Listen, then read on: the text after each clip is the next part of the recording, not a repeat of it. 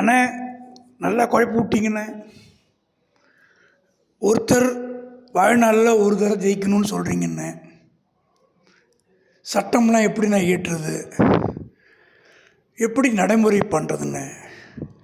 போகிற போக்கில் சொல்லிட்டு போகிற மாதிரி இருக்குண்ணே நீங்கள் பேசுகிறது. அதாவது கோவாலு, நான் சொல்கிறதோட நுணுக்கம் உனக்கு புரியல. நுணுக்கம் புரிஞ்சால் அப்படி பண்ண மாட்டேன், சொல்ல மாட்டேன். ஒரு குழந்தை இருக்குது, பணக்கார வீட்டு குழந்தை. அந்த குழந்தைய வெளியில் போனார் கூடவே ஒருத்தவங்க கூப்பிட்டு வராங்க. இப்படியும் நம்ம பார்க்குறோம் இந்த உலகத்தில். ஒரு குழந்தை பிறந்ததுலேருந்தே அசால்ட்டாக ரோடை கிராஸ் பண்ணுது, ஓடுது, ஒடியாருது, யாருடைய உதவி இல்லாமல் செயல்படுது. ரெண்டுமே இந்த உலகத்தில் இருக்குது. நம்ம ஒரு மெத்தட் எடுத்துக்கிட்டு இதுதான் மெத்தடு, இதுதான் கரெக்டுன்னு நம்ம நினச்சிட்ருக்கோம். இப்போ ஒரு பேச்சுக்கு நான் சொல்கிறேன்,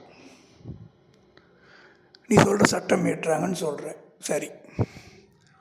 என்னுடைய தனிப்பட்ட கருத்தையே சொல்கிறேன். ஒரு மேடையில் பேசுகிறோம், 100 பேர் வந்திருக்காங்க. அந்த 100 பேர்கிட்ட மேடையில் பேசினவர் என்ன பேசினார்னு கேட்டால் பாதி பேருக்கு மேலே தெரியாது. ஏன்னு கேட்டால் அவங்கவுங்களுக்கு 1000 பிரச்சனை இருக்குது. இந்த பேச்சை கேட்க யாரும் தயாராக இல்லை. அண்ணா என்ன சொல்ல வரீங்க, தெளிவாக சொல்லுங்கண்ணே. கேளுப்பா, சொல்கிறேன். ஒருத்தர் தனித்தனியாக ஒருத்தர் தான் நிற்கணும்னு சொல்லும்போது அவர் எலெக்ஷனுக்கு வரத்துக்கு முன்னாடி என்னுடைய சொத்து இவ்வளவுன்னு எழுதி கொடுத்துடணும், அது பத்திரிக்கையில் வந்துடணும்.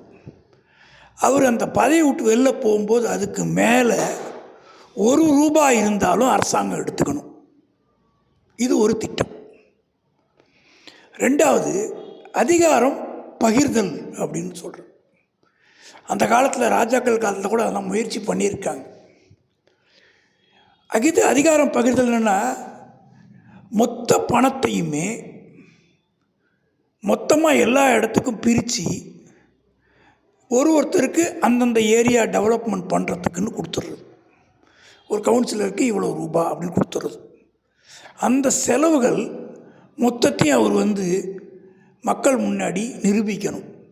எல்லாத்துக்கும் ஒரு வாஷிங் மிஷினுக்கு கேரண்டி இருக்கிற மாதிரி ஒரு வேலைக்கும் கேரண்டி இருக்கணும். நடக்குமாண்ணே? நிறைய கருத்து இருக்குது, சொல்கிறேன் கேள். சரி, நான் வெயிட் பண்ணுறேண்ணே.